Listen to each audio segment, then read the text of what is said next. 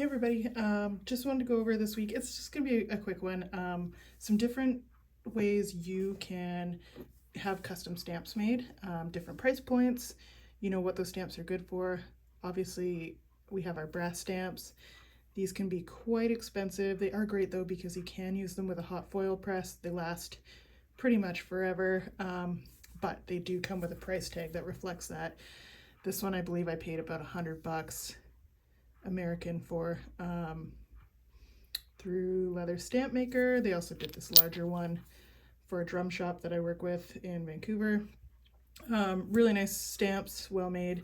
They also come threaded, so you're able to attach them to, like, they have like a little wand or whatever, like a little heat wand. So you don't necessarily have to own a heat press to be able to hot foil stamp with custom brass stamps like this. When I was first starting out, I had this Hammer Strike steel stamp made. I think Steel Stamps Inc. is the company that I used. They were really great. It's a beautiful stamp, really well made. I have a couple of them. The one thing I don't totally love about this though is because you do have to apply it with a hammer.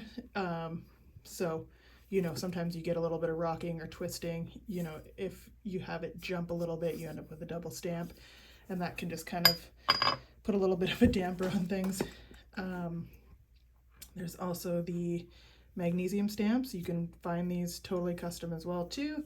I haven't actually ordered any myself. These are really old ones that were passed down to me from a leather worker I'd bought a bunch of stuff off of. I think he had these made years and years ago. They last probably about 50% of the lifespan that the brass does, but cost probably about a quarter as much. What I really wanted to talk about though is these acrylic stamps I had made. I will link in the description. A friend of mine laser cuts acrylic for me, and these are as cheap as stamps come. I know there's people 3D printing, also a really awesome option, but the nice thing about these, or like 3D printed ones, is they're super inexpensive. You can build up I have a fairly large collection, as you can see here, and this will just really open up a lot of options for you. You know, if you have smaller runs of stuff, I offer these to clients. This was West Island Nurseries. It's a nursery back in Ontario, and I did a drawing for them and made a whole bunch of key fobs. And so because, you know, we didn't want to spend too much money on like the tooling and whatnot, I was able to have these stamps produced for under $50. I got like a whole bunch of them just to be safe, and then I just used them on my clicker press, and I will show you how to do that shortly. But as you can see, they make a really great impression. You can get quite detailed with them, and they do crack and break over time. I think with these ones I have a couple where I pressed it a little bit too hard and it broke, but again, the price definitely reflects that. And all I do is I draw these up in Procreate, and then I send my friend my little doodles, and he turns these into these beautiful little stamps. And these are also great for things like coasters and stuff. As you can see, this is about 3 inches. Having a brass stamp made of that would cost hundreds of dollars, but you know, I had just these little acrylic ones made up quite inexpensively. Same with like some of these sort of bigger, longer ones I usually put on like purses and whatnot. Okay, so I'm just going to show you how easy this is to apply. When I'm doing stamping and embossing, what I like to do is have a mixture of water and isopropanol alcohol. So what that's going to do is it penetrates your leather and cases it super fast.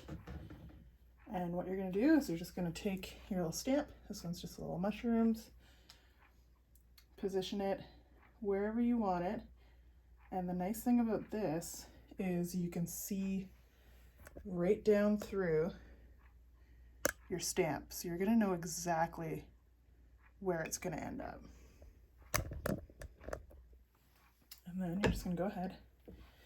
And you don't have to use a ton of pressure. You don't want to use a hammer with these things. They will crack and break. You know, you don't need a big fancy clicker press either. You can use an arbor press. You can actually, before I got this press, I used to just clamp it between a couple pieces of wood with a hand clamp. And there you go.